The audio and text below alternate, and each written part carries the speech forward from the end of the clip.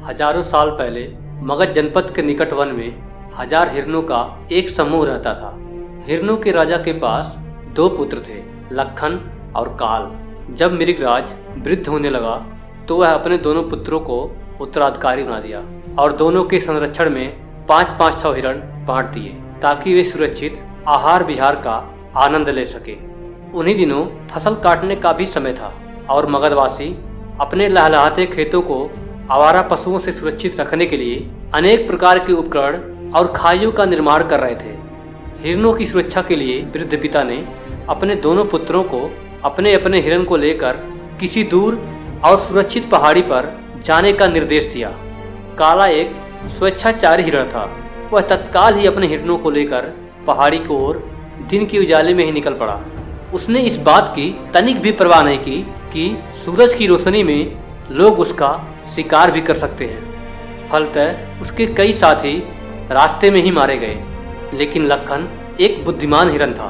उसे ये ज्ञान था कि मगधवासी दिन के उजाले में उसका शिकार भी कर सकते हैं। अतः उसने रात के अंधेरे में पहाड़ी की ओर प्रस्थान किया। उसके इस बुद्धिमत्ता से उसके सभी साथी पहाड़ी पर सुरक्षित पहुंच गए। कुछ समय बाद जब लोगों ने फसल काट लिए तो दोनों भाइयों को अपने अपने हिरणों के साथ पुनः अपने निवास स्थान पर लौटना था। लेकिन काला फिर वही गलती की जिससे उसके कई साथी हिरण फिर से मारे गए। अतः अपने निवास स्थान पर कुछ ही हिरणों के साथ पहुंचा। अतः लखन अपने उसी बुद्धिमत्ता के साथ रात के अंधेरों को चुना और अपने निवास स्थान पर अपने सभी साथियों के साथ सुरक्षित पहुंचा। जब मृगराज ने लखन के सभी साथियों को जीवित और काला के कई साथियों को मारे जाने की बात जाना तो उसने खुले दिल से लखन की प्रशंसा की और काला सहित सभी हिरणों का राजा बना दिया।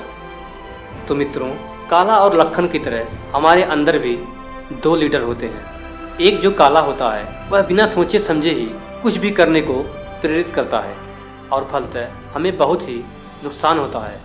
और जब यह धीरे धीरे मजबूत हो जाता है तो हमें बर्बादी की कगार पर लाके खड़ा कर देता है और धीरे धीरे विनाश हो जाता है।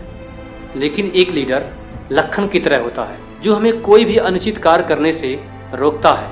वो अपनी बुद्धिमत्ता से सही समय का इंतजार कराता है और जब यह धीरे धीरे मजबूत हो जाता है तब हम एक कुशल व्यक्ति के रूप में विख्यात होते हैं और अपने परिवार का, समाज का व देश दुनिया का कल्याण करते हैं। तो मित्रों, आपके अंदर का लीडर ही आपको अच्छा बनाता है और बुरा भी।